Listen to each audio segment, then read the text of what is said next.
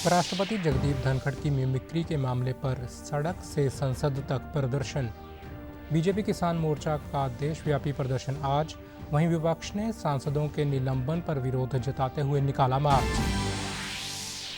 NIT Kurukshetra में नवाचार और उद्यमिता विषय पर राष्ट्रीय सेमिनार का किया गया आयोजन। राज्यपाल बंडारू दत्तात्रेय मुख्य अतिथि के रूप में हुए शामिल।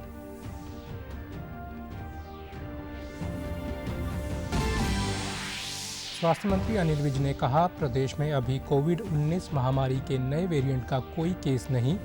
सरकार की सभी तैयारियां पूरी, सभी से अलर्ट रहने की अपील की। और मुख्यमंत्री मनोहर लाल ने गुरुग्राम में सफाई व्यवस्थाओं का किया औचक निरीक्षण। अगले 3 दिनों में सफाई कर्मियों की सैलरी रिलीज करने का निर्देश किया जारी।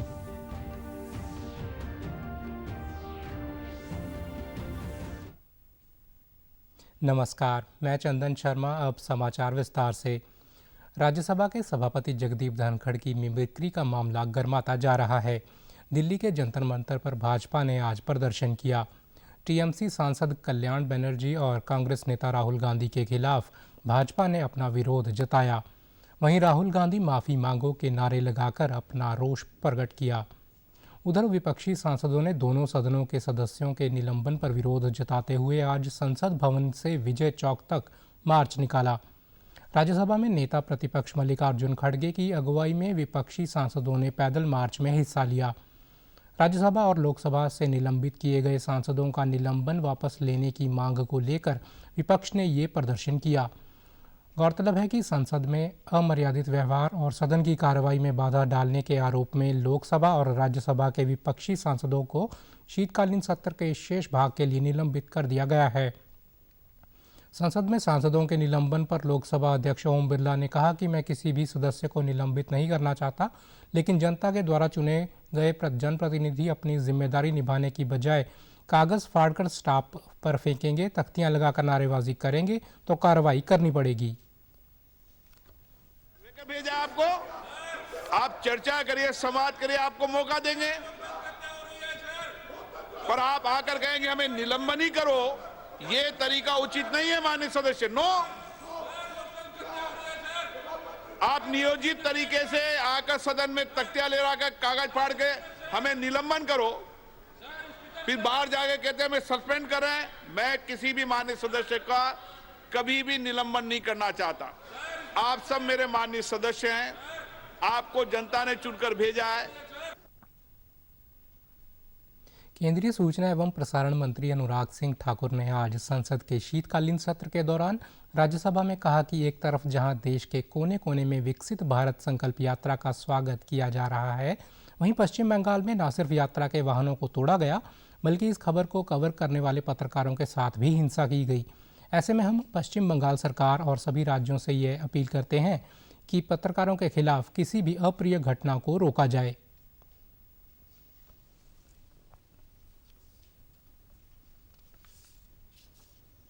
संकल्प यात्रा चल रही है, सभी राज्यों में गाड़ियां चल रही हैं। पश्चिम बंगाल एकमात्र ऐसा राज्य है जहां पर उनको तोड़ा भी गया, मारा भी गया, गाड़ियों को बंद भी कर लिया जाए।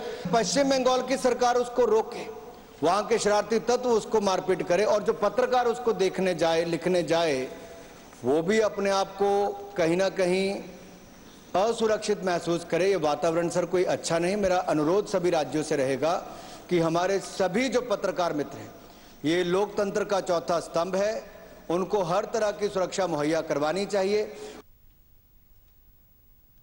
संसद के शीतकालीन सत्र के दौरान लोकसभा ने कल 3 आपराधिक संहिता विधेयक, भारतीय न्याय द्वितीय संहिता 2023, भारतीय नागरिक सुरक्षा द्वितीय संहिता 2023 और भारतीय साक्ष्य द्वितीय विधेयक 2023 पारित कर दिए हैं। ये महत्वपूर्ण विधेयक औपनिवेशिक काल के पुराने आपराधिक कानूनों का स्थान लेंगे।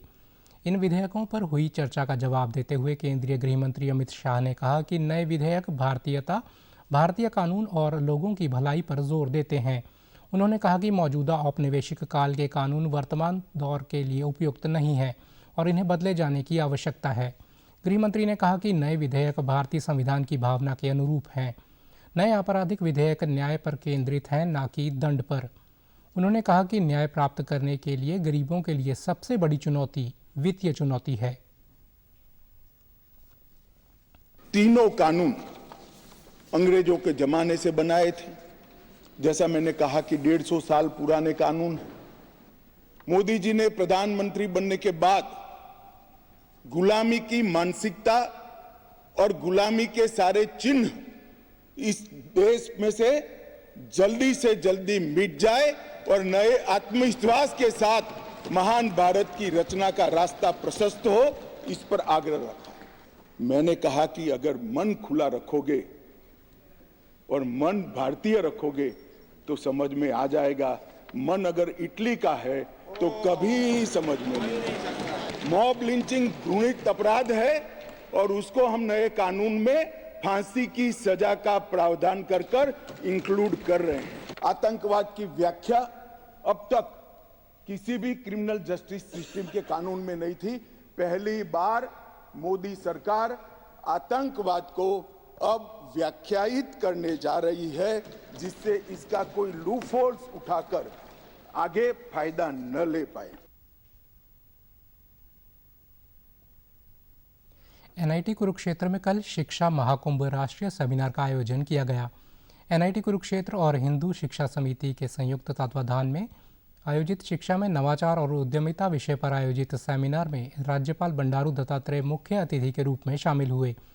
सेमिनार में विद्या भारती के क्षेत्रीय संगठन मंत्री विजय नड्डा, कुरुक्षेत्र यूनिवर्सिटी के कुलपति सोमनाथ सचदेवा, विश्वकर्मा स्किल यूनिवर्सिटी के कुलपति राज नेहरू, आयुष यूनिवर्सिटी के कुलपति डॉक्टर करतार धीमान के अलावा 60 विद्वान शामिल हुए, जिन्होंने अपने विचार साझा किए। इस मौके पर राज्यपाल ने नव उद्यमियों को सम्मानित भी किया। इस अवसर पर राज्यपाल ने कहा कि सीखने की प्रक्रिया जीवन भर चलती रहती है। शिक्षा का उद्देश्य केवल शिक्षा लेना नहीं होता, बल्कि संस्कार भी सीखने की ज़रूरत होती है। देश को आगे ले जाने के लिए युवाओं को अपने उद्यम शुरू करने की ज़रूरत है। जीवन में साहस और दृढ़ संकल्प से ये सब कार्य आसान हो जाते हैं। उन्होंने कहा कि नई शिक्षा नीति में वे सब विषय शामिल किए गए हैं जो देश के विकास के लिए ज़रूरी हैं। स्टार्टअप शुरू करते हैं। स्टार्टअप करने के लिए अपने वक्ता लोगों ने अच्छी बातें बताई। New education policy is a game changer. New education policy में साइंटिफिक चैप्टर है, मॉरल वैल्यूज, एथिकल वैल्यूज है और एंटरप्रेन्योरशिप है और इनोवेशन है, रिसर्च है, टेक्नोलॉजी है। सारे बातों को सम्मिलित करके एक नया रूप दिया गया है देश के प्रधानमंत्री नरेंद्र मोदी जी। इस अवसर पर विद्या भारती के क्षेत्रीय संगठन मंत्री विजय नड्डा ने कहा कि युवा शक्ति को शिक्षा के साथ संस्कार और कौशल भी सीखने की ज़रूरत है। हमारे युवा जब हुनरमंद होंगे तो भारत को विश्व शक्ति बनने से कोई नहीं रोक सकता। वहीं एनआईटी कुरुक्षेत्र के निदेशक डॉक्टर बी रमना रेड्डी ने कहा कि युवाओं को स्टार्टअप शुरू करने होंगे और हमें अपनी शिक्षा व्यवस्था में कौशल और उद्यमिता को बढ़ावा देना होगा। जो भारत सरकार का स्वप्न है कि भारत की जो युवा शक्ति है, अगर ये स्किल्ड हो जाती है तो जनसंख्या हमारे देश के लिए एक वरदान भी साबित हो सकता है। लगभग 60 शिक्षाविदों ने रिसर्च पेपर इसमें सबमिट किए हैं, तो इसलिए आज का आयोजन लगता है कि हरियाणा के शिक्षा जगत को एक नई दिशा देगा। हमें एजुकेशनल इंस्टीट्यूशंस में भी ये इकोसिस्टम जिसको बोलते हैं हमें जो स्टार्टअप कल्चर है या स्टार्टअप इकोसिस्टम है, इसको लाना बहुत ज़रूरी है, क्योंकि हमारी विद्या व्यवस्था में आज तक एंटरप्रेन्योरशिप को, स्टार्टअप्स को बहुत सारा इम्पोर्टेंस नहीं दिया गया, ना पेरेंट्स भी इस चीज़ में रहते हैं। स्वास्थ्य मंत्री अनिल विज ने कहा है कि अभी राज्य में कोविड के नए वेरिएंट का कोई केस नहीं है। हम आईएलआई और गंभीर तीव्र श्वसन संक्रमण के केसों का RT-PCR टेस्ट करेंगे। वे कल कोविड-19 के नए वेरिएंट JN.1 को लेकर केंद्रीय स्वास्थ्य मंत्री डॉक्टर मनसुख मांडविया द्वारा राज्यों के स्वास्थ्य मंत्रियों एवं सचिवों के साथ सुरक्षा उपायों पर आयोजित वीडियो कॉन्फ्रेंस में शामिल हुए। बैठक के बाद पत्रकार वार्ता में उन्होंने कहा कि आईएलआई लक्षण और गंभीर तीव्र श्वसन संक्रमण केसों में RT-PCR टेस्ट ज़रूरी होना चाहिए और कोविड-19 को नोटिफाई बीमारी घोषित करना चाहिए, ताकि निजी अस्पतालों में कोई केस आए तो वे CMO व सरकारी अस्पतालों को जानकारियां दे सकें। हरियाणा में हमने मॉक ड्रिल की है और हमारी सारी तैयारियां पूरी हैं। हरियाणा में 238 PSA प्लांट चालू हालत में हैं। ये बीमारी इसी रूप में आ रही है जैसे पहले आई थी और इसलिए इसे गंभीरता से लेना चाहिए। उन्होंने सभी से अलर्ट रहने की अपील की। स्वास्थ्य मंत्री और केंद्रीय स्वास्थ्य मंत्री जी के साथ और उसके लिए क्या क्या गाइडलाइन करनी है वो पूरी तरह से हम चौकस हैं। हमने अपनी मीटिंग भी कर ली है, हरियाणा की भी, और मॉक ड्रिल भी की है। हमने सारी चीज़ें टेस्ट की हैं कि सारी चीज़ें इन ऑर्डर हैं या नहीं। हम पूरी तरह से तैयार हैं उसके। नहीं, हरियाणा में अभी कोई केस नहीं आया है। पैनिक करने की ज़रूरत नहीं है, हम पूरी तरह से तैयार हैं। और ये जो ILI और सारी के केसेस होते हैं इनका हम RT-PCR करेंगे सब।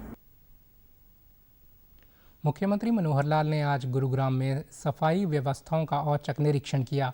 इस दौरान उन्होंने सफाई व्यवस्था दुरुस्त नहीं होने के कारण निगम के कमिश्नर का 15 दिन का वेतन व ज्वाइंट कमिश्नर का 1 महीने का वेतन काटने के निर्देश दिए। CM ने कहा कि अव्यवस्था के जिम्मेदार प्रत्येक कर्मचारी पर जुर्माना लगाने के भी निर्देश दिए। साथ ही 1 सप्ताह तक शहर की सफाई व्यवस्था ठीक करने और अगले 3 दिनों में सफाई कर्मियों की सैलरी रिलीज करने का निर्देश जारी किया।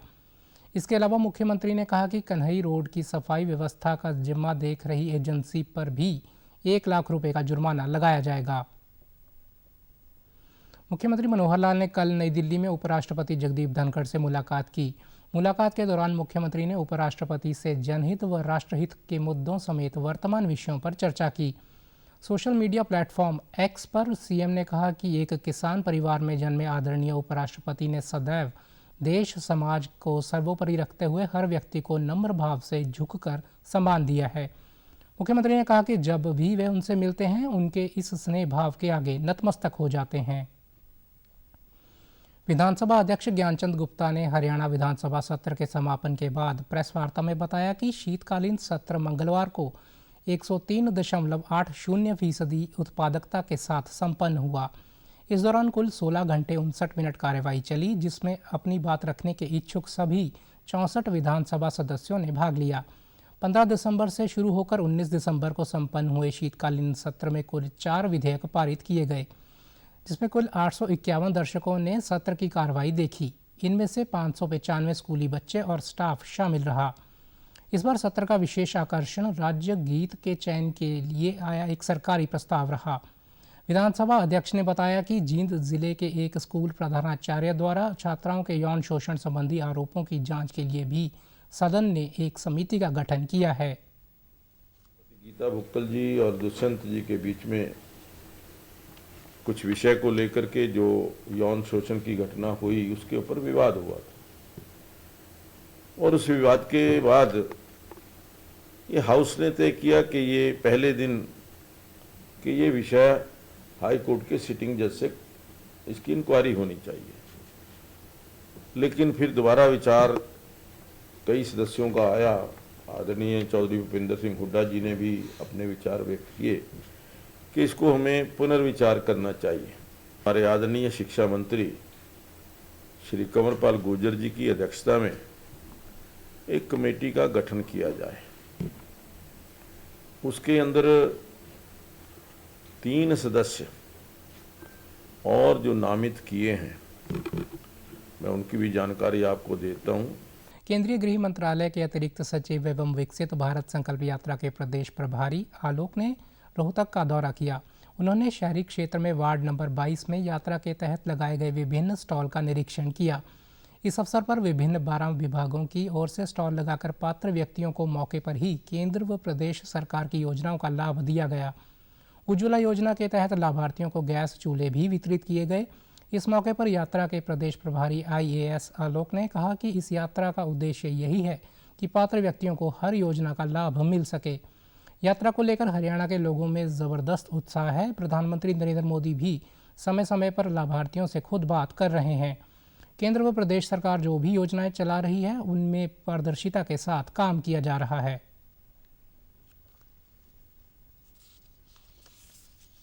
हर योजना में सैचुरेशन पॉइंट, कहने का अर्थ है अगर कोई योजना से लाभान्वित किसी व्यक्ति को होना है तो उस योजना का लाभ उसे दिया जाएगा। जैसा कि आपने देखा यहाँ स्टॉल्स लगाए गए हैं। नगरीय इलाकों में जो वैन है और जो ग्रामीण इलाकों में वैन है उनमें थोड़ा अंतर है। दोनों की योजनाओं में चूंकि अंतर होता है और मुझे ये खुशी है कि हरियाणा प्रदेश में जो लोगों का उमंग है उसके तहत अभी हम भारत में मैक्सिमम राज्यों में सबसे ज़्यादा जो आम जनता उभर के आ रही है वो हरियाणा में आ रही है। और मुझे इस बात की खुशी है कि यहाँ के प्रशासनिक अधिकारियों ने, यहाँ के जन नेताओं ने बड़े उमंग से लोगों को साथ जोड़ा है। और मैं समझता हूँ कि कोई भी माताएं, बहनें, गरीब या किसी प्रकार के वृद्ध, उनकी जो भी योजनाओं का लाभ लेना है वो इस कैंप के जरिए उन्हें लाभ प्राप्त होगा। वहीं पीएम उज्ज्वला योजना की लाभार्थियों ने सरकार की नीतियों की सराहना करते हुए कहा कि उन्हें निःशुल्क गैस कनेक्शन मिला है। रेगुलेटर, सिलेंडर सब चीज मिले, मुझे कोई दिक्कत नहीं है। मुझे प्रधानमंत्री की योजना, सरकार को बहुत बहुत धन्यवाद कहना चाहती हूँ मैं। सिलेंडर, चूल्हा, गैस, रेगुलेटर, कॉपी सब कुछ मिला है। धन्यवाद करना। कोई दिक्कत आई? ना कोई दिक्कत नहीं आई, ना कोई पैसे ले लिए। विकसित भारत संकल्प यात्रा का कल अंबाला के सोनतली, चनी, हडबौन व मोहड़ा गांव में ग्रामीणों ने जोरदार स्वागत किया। यहां विभिन्न विभागों द्वारा अनेक स्टॉल लगाए गए और लोगों को सरकारी योजनाओं की जानकारी दी गई व उन्हें योजनाओं का लाभ मौके पर ही दिया गया। स्वास्थ्य विभाग द्वारा लगाए गए शिविर में अनेक लोगों ने अपने स्वास्थ्य की जांच करवाते हुए निःशुल्क दवाइयां भी लीं। लाभार्थी महिलाओं ने बताया कि वे केंद्र व प्रदेश सरकार की अनेक योजनाओं का लाभ उठाकर आत्मनिर्भर बन रही हैं, अपने परिवार का पालन पोषण आसानी से करने में सक्षम हुई हैं। उन्होंने प्रधानमंत्री और मुख्यमंत्री का आभार जताते हुए कहा कि प्रधानमंत्री इसी तरह गरीबों के लिए नई नई नीतियां बनाते रहें, जिससे 2047 तक देश पूरी तरह से आत्मनिर्भर बन जाएगा।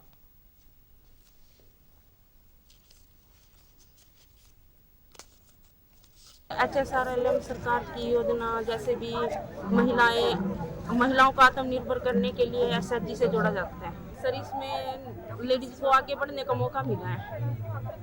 जैसे पहले महिलाओं की कोई पहचान नहीं थी, SHG से जुड़ के महिलाओं को अपनी एक पहचान मिली। मोदी जी ने बहुत स्कीमें दी हैं जिनका लाभ हमें मिला, जैसे आयुष्मान कार्ड बन चुका है हमारा और राशन कार्ड भी बन चुका है, पहले नहीं था।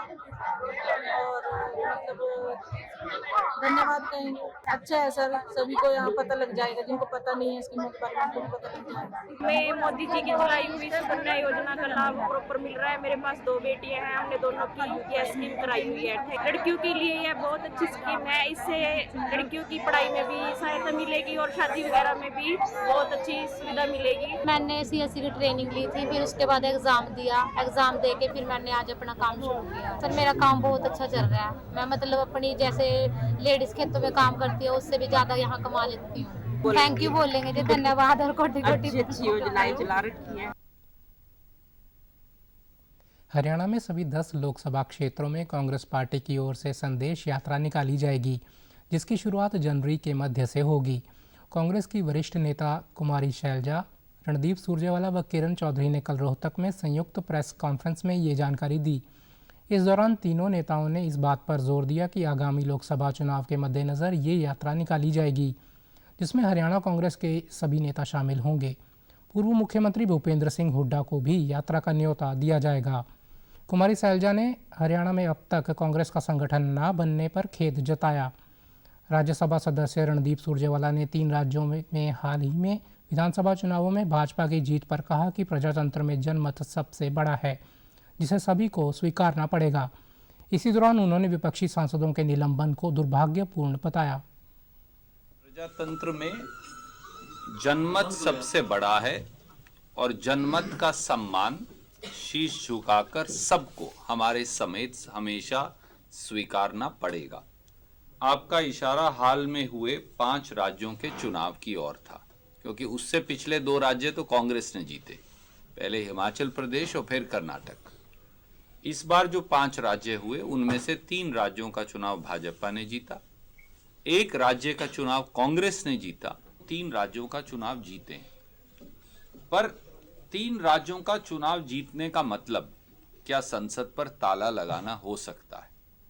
आप वरिष्ठ पत्रकार हैं, मैं ये आपके और आपके पाठकों और दर्शकों के विवेक पर छोड़ता हूँ। और मुझे मलाल है कि जब मैं भी पीसीसी प्रेसिडेंट रही तो हम संगठन नहीं बना पाए। तो ये एक बड़ी दुर्भाग्यपूर्ण बात है कि संगठन नहीं बना, इतने साल से नहीं बना। किरण जी सीएलपी लीडर थी, मुझे आज पार्टी ने कुछ दे रखा है, भाई साहब को कुछ दे रखा है, और चंद और नेता हैं जिनके पास कुछ ओहदे हैं।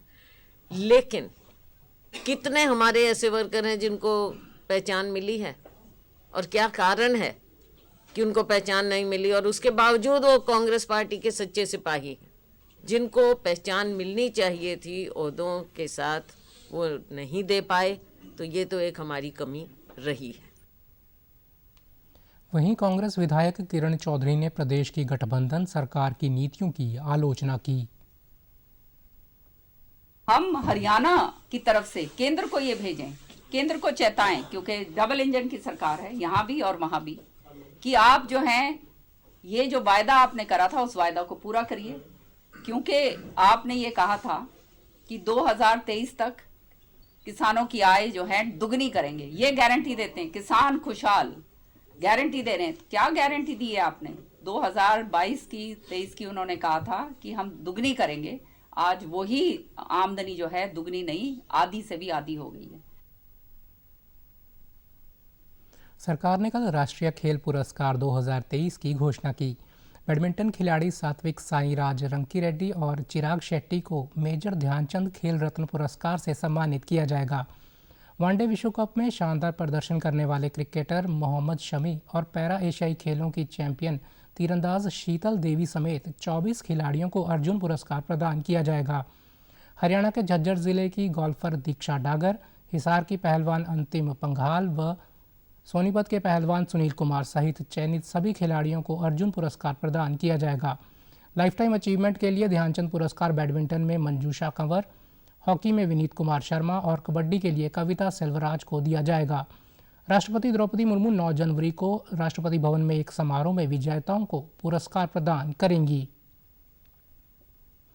हरियाणा टेबल टेनिस संघ द्वारा पंचकूला के ताऊ देवीलाल स्टेडियम में आयोजित UTT 85वीं senior national and inter state table tournament championship 2023 का आयोजन किया गया। इस प्रतियोगिता में देश भर से 700 से अधिक खिलाड़ियों ने भाग लिया। इस संस्करण में 33 पुरुषों की टीम और 32 महिलाओं की टीमों ने हिस्सा लिया। राज्यपाल बंडारू दत्तात्रेय और उप मुख्यमंत्री दुष्यंत चौटाला ने विजेता टीमों को पुरस्कार प्रदान किए।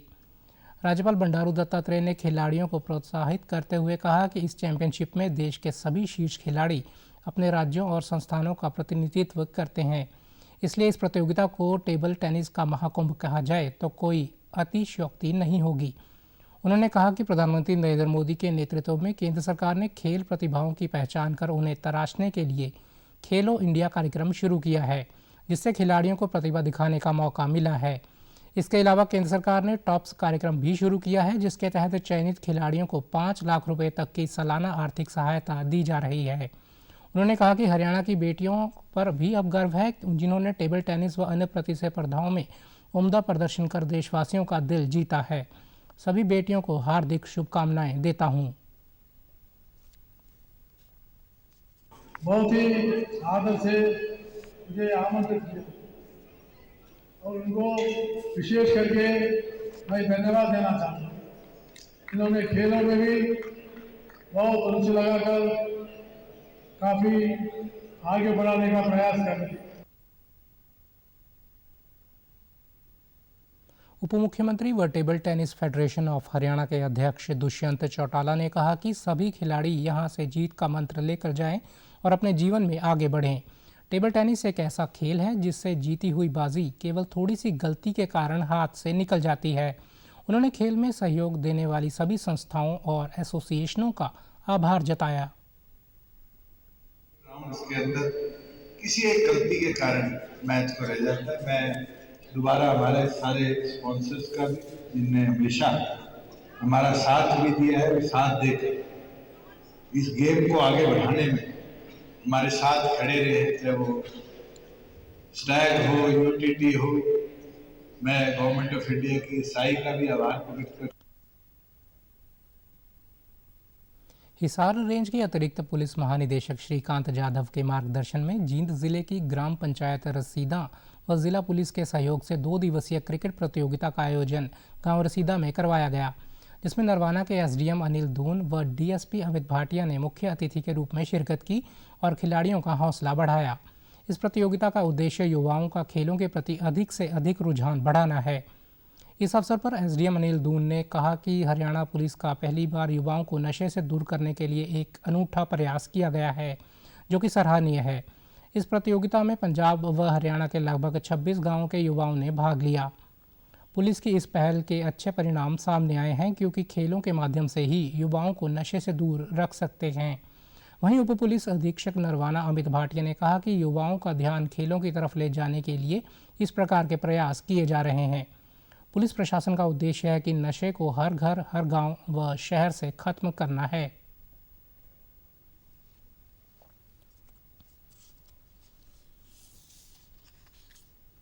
नशा मुक्ति अभियान है हमारा, तो उसके तहत एक तो गांव में अवेयरनेस हम क्रिएट करें ड्रग एब्यूज के खिलाफ, और दूसरा क्योंकि जो व्यक्ति नशे से पीड़ित होता है वो एक नेगेटिव एनर्जी से ग्रसित हो जाता है, तो खेल ही एक ऐसा माध्यम है जिससे हम अपने जीवन में एक पॉजिटिविटी ला सकते हैं। तो जो यंग बच्चे हैं वो एक पॉजिटिव चीज़ों की तरफ अपना ध्यान दें, पॉजिटिव वे में एंगेज करना, इन्वॉल्व करना, और इसमें पूरे समाज में जो हमारे बड़े हैं, बुजुर्ग हैं, बच्चे हैं, सब ने इसमें मिलजुल के इस टूर्नामेंट को कराया, और जो मकसद था उसमें आई थिंक हम सक्सेसफुल हुए हैं।